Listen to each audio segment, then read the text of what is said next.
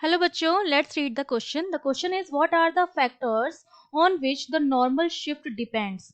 वो कौन कौन से फैक्टर हैं जिन पर नॉर्मल शिफ्ट डिपेंड करती है, ये हमें बताना है.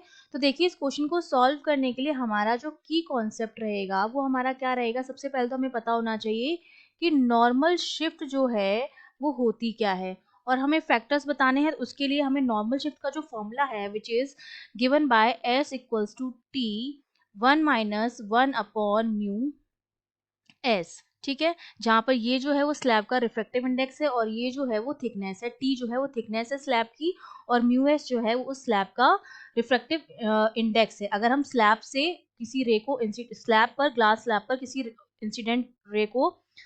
को इंसिडेंट करवा रहे हैं तो ठीक है.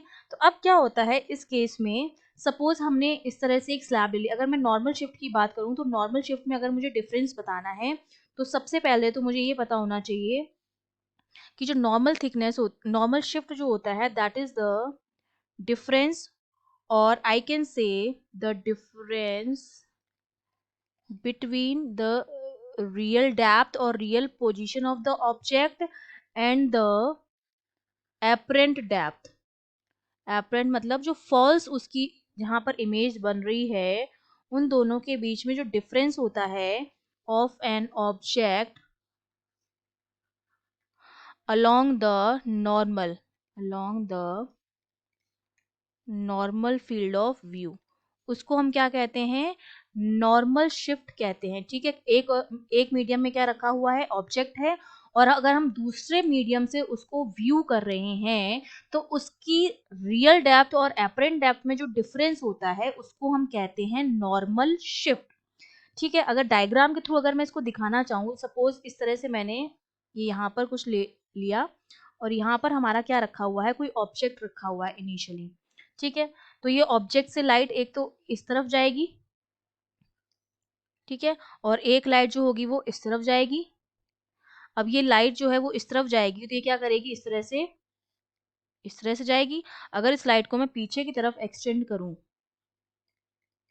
और यहाँ से हम उसको क्या कर रहे हैं, व्यू कर रहे हैं, ये सेकंड मीडियम है, ये मीडियम 2 है, और ये वाला जो है मीडियम 1 है. जब हम यहाँ, ये हमारी जो हो गई यहाँ से यहाँ तक की, ये इस तरह से ये हमारी हो गई उसकी रियल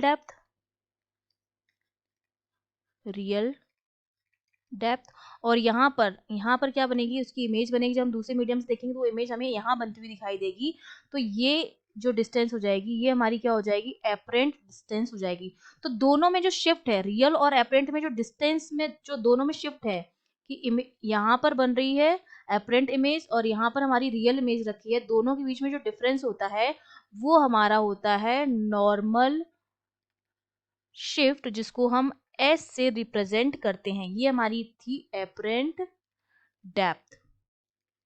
ठीक है, इसी तरह से जब हम स्लैब के ऊपर भी करवाते हैं तो स्लैब के ऊपर भी जो शिफ्ट, अगर नॉर्मल शिफ्ट हम कैलकुलेट करते हैं तो उसकी वैल्यू आती है एस इक्वल्स टू टी 1-1/म्यू एस. इसका मतलब नॉर्मल शिफ्ट दो फैक्टर्स पर डिपेंड करता है. एक तो आपका रिफ्रैक्टिव इंडेक्स हो जाएगा, रिफ्रैक्टिव इंडेक्स उस मीडियम का जिसमें हमारा ऑब्जेक्ट है. ठीक है, रिफ्रैक्टिव इंडेक्स हो जाएगा मतलब जिससे हमारा क्या हो रहा है, रिफ्रैक्शन हो रहा है,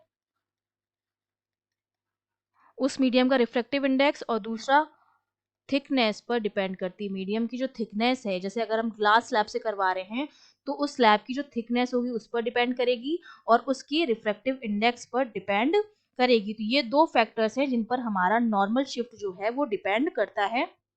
ठीक है, तो ये हमारा आंसर हो गया. I hope you understood well. All the best.